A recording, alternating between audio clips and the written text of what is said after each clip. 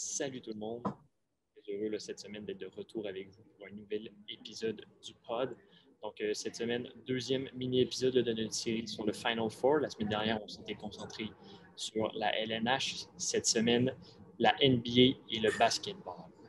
Yes, c'est ça. Donc, les demi-finales du basketball là, sont à l'honneur. Donc, Émile et moi, on va prendre le temps de décortiquer un petit peu les oppositions qui se passent, les joueurs, les comptations, puis un peu ce qui s'est passé dans le reste de la saison. Fait qu'on a bien hâte que vous écoutez ça, puis on est content là, de vous retrouver encore une fois et de retrouver Émile dans un environnement différent, donc dans son garage. On est content par rapport à ça. Donc, bon épisode à tous. Salut Arnaud. Salut Émile, ça va bien? En forme, toi? Yes, super en forme, là, encore une fois. Bien content d'être avec toi là, pour un autre mini-épisode. On se a fait lors de la semaine passée. Puis là, c'est le basketball qui commence là, cette semaine avec un épisode. Encore, on est juste tous les deux. Donc, on va se gâter, là, puis on va y aller un peu de nos pronostics et de nos analyses par rapport à ça. Fait que peut-être je vais te laisser nous introduire avec la première série là, que tu voulais aborder, là, puis on va y aller comme ça. Yes. Donc, c'est ça, comme tu dis, même principe que la semaine dernière avec le Final Four de la LNH. Cette semaine, Final Four NBA. On va commencer avec notre première série. Donc, on va rester dans l'Est pour la première série entre les Bucks de Milwaukee et les Hawks d'Atlanta. Les Bucks, là, on sait qu'ils ont, on peut dire, ont surpris un petit peu là, en éliminant les Nets en 7. Les Hawks, même chose, ont surpris en éliminant les 76ers en 7.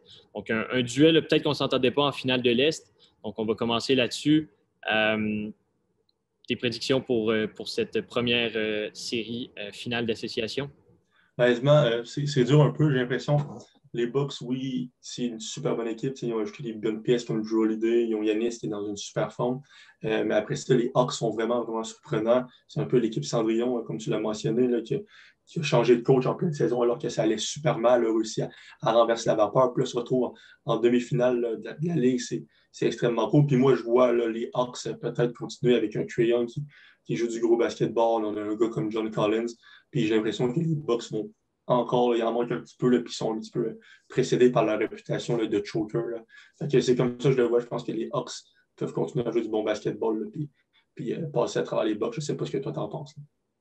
Je pense que ça va être difficile. Parce que justement, les Bucks sont tellement perdus à ce moment-là dans les dernières saisons en playoff que j'ai l'impression que là, ils arrivent justement avec la haine d'absolument vouloir passer. Mais mon cœur me dit Trae Young et les Hawks. Et je ne sais pas. Je pense que ça va être une série vraiment intéressante. Je pense que ça va être vraiment du bon basketball. Là. Mais je ne sais pas, j'ai l'impression que justement, comme tu dis, les Hawks ont un peu cette poussée-là d'être l'équipe Cendrillon. Puis souvent, il en faut toujours une équipe Cendrillon. Puis j'ai l'impression qu'ils vont être capables de continuer sur le lancer, même si les Bucks, on joue vraiment bien. Puis on a réussi à battre les Nets en 7. Même que ça reste que durant la série contre les Nets, il y a eu quelques matchs là, où les gros joueurs des Nets ont été absents là, pour Ouais. ça, c'est un classique dans NBA que tout le monde est blessé. Là. Mais je pense que les Bucks ont quand même réussi à profiter des blessures qu'il y a eu à Brooklyn pour éliminer les Nets. Fait que j'ai l'impression que les Hawks vont être capables d'aller chercher cette série-là. Puis je les vois bien en finale. Ce serait une belle histoire, ce serait bien. Fait que je vais y aller avec les Hawks, ouais. Mais c'est ça.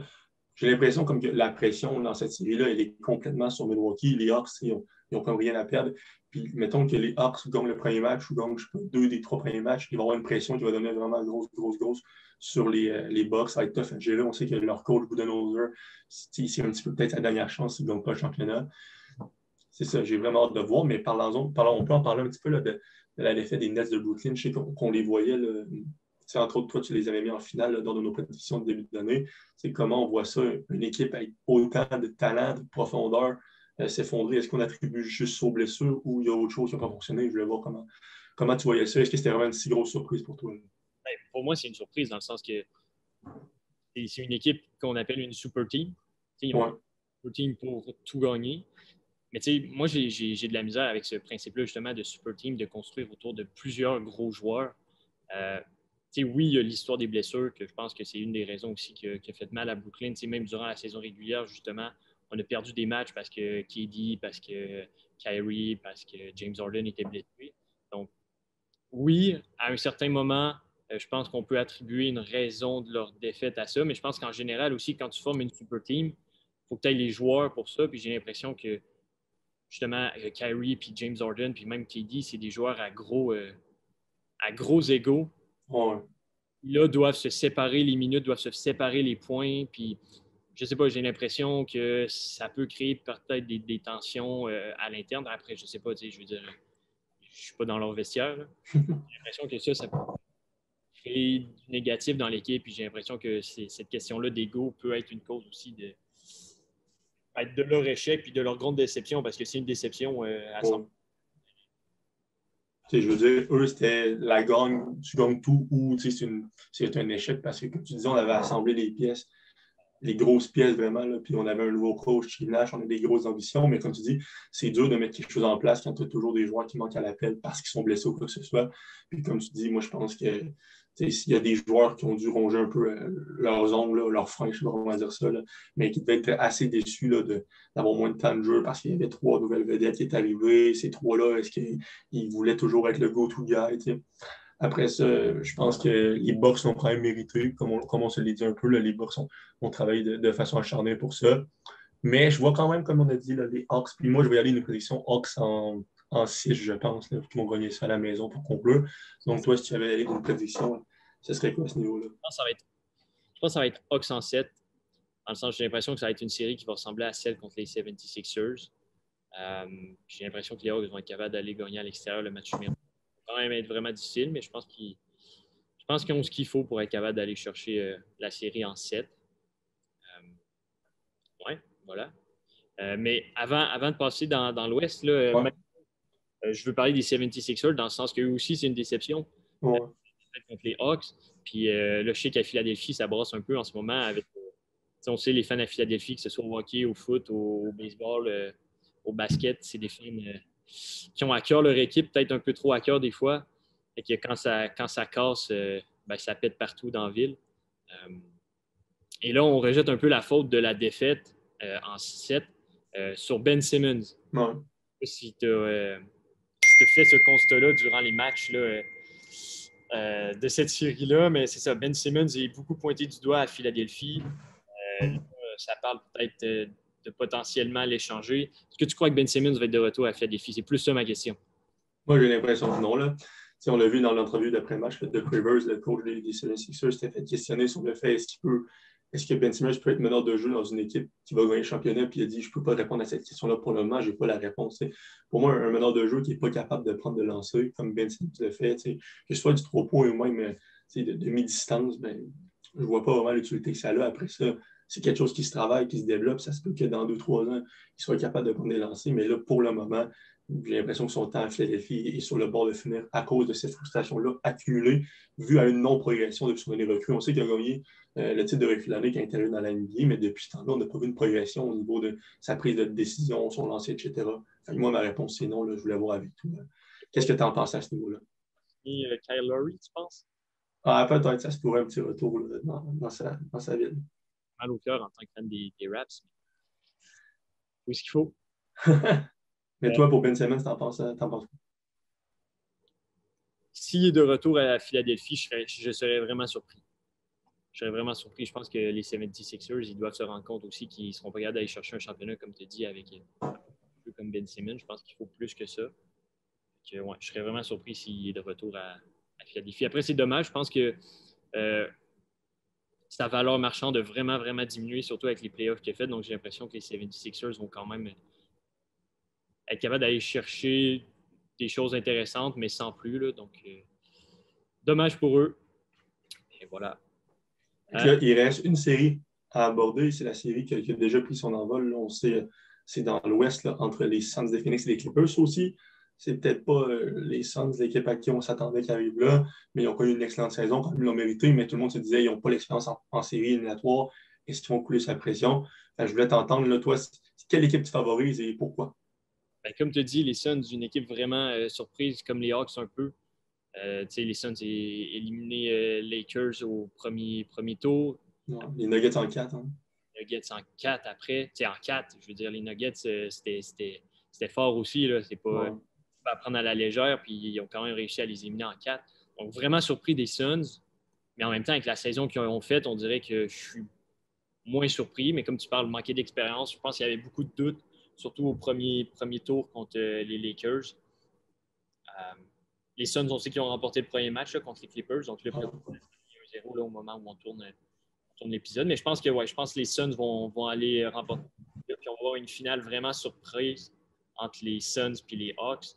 Et honnêtement, en tant que fan de basket, ça faisait longtemps qu'on avait eu une finale comme différente, je dirais, que voir les les Warriors. Là, les Golden Knights sont corrects. Golden Knights, c'est aussi, malheureusement. En finale, on ne sait pas trop, 2-2. Bref, mais c'est ça, voir les Warriors en finale, les Lakers, ça a souvent été ça, le Heat là, dans les dernières années aussi. Ouais, c'était LeBron ou Curry. Il y a toujours ces visages familiers-là en finale. C'est pas le nombre d'années, mais. Je pense j'ai vu une affaire de 2008. C'est la première fois depuis 2008 qu'il n'y a pas Kobe, LeBron ou Stephen Curry dans une des finales de la NBA. Fait que c'est vraiment un vent de renouveau là, qui souffle sur la Ligue là, présentement. Non, c'est ça, mais en tant que fan de basket, c'est fun, là, justement. Ben oui. Moi, je trouve ça trippant en ce moment, les playoffs.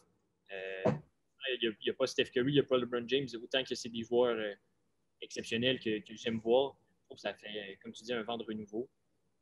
Mais si je m'attends plus à la série en tant que telle, qui était le but de ta question, Ah ouais. les Suns vont l'emporter contre les Clippers. Chris Paul, Devin Booker, je trouve qu'ils font vraiment, vraiment, vraiment du bon boulot. Puis, je les vois battre les Clippers, je te dirais, en 6. Okay.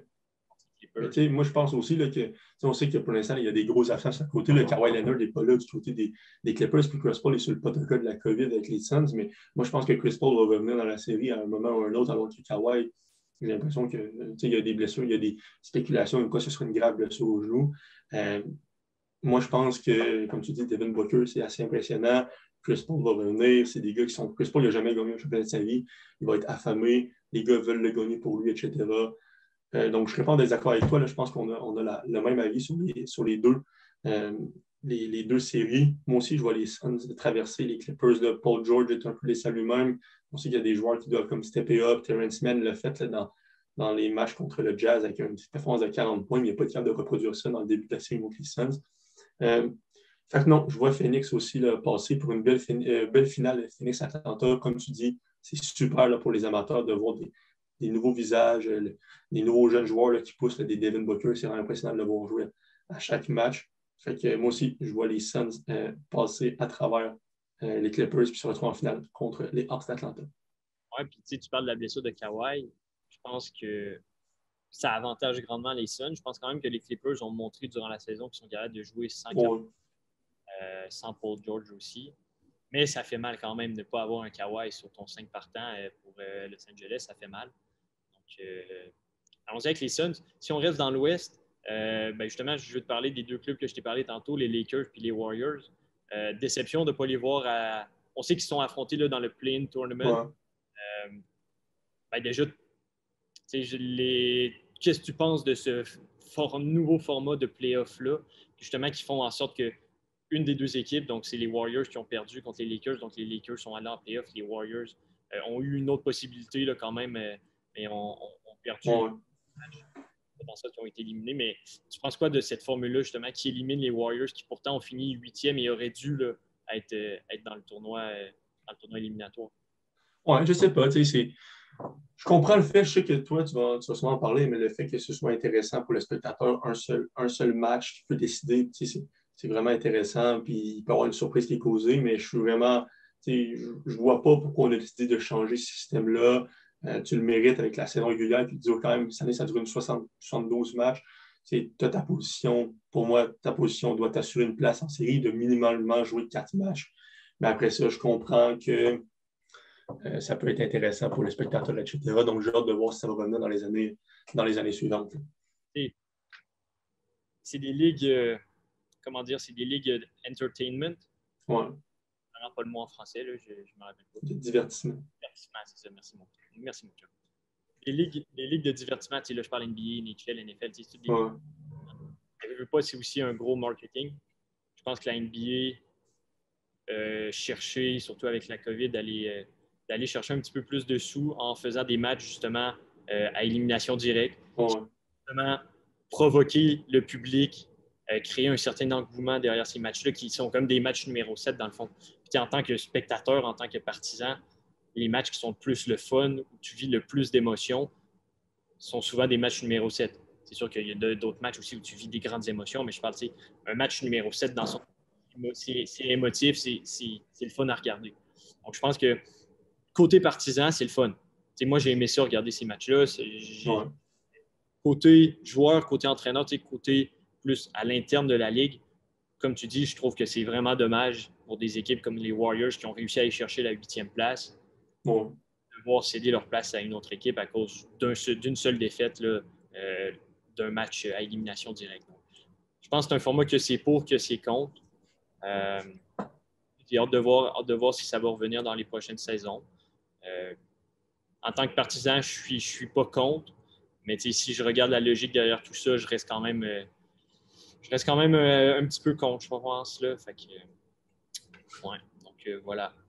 Mais c'est ça, par rapport à ces équipes-là, comme tu dis, là, c'est les Warriors, on sait qu'il manquait des gros joueurs, Klay Thompson. Stephen Curry a été obligé de comme mettre l'équipe sur son dos un peu. Les Lakers, on sentait peut-être un essoufflement avec les blessures à Davis, à LeBron qui était blessé.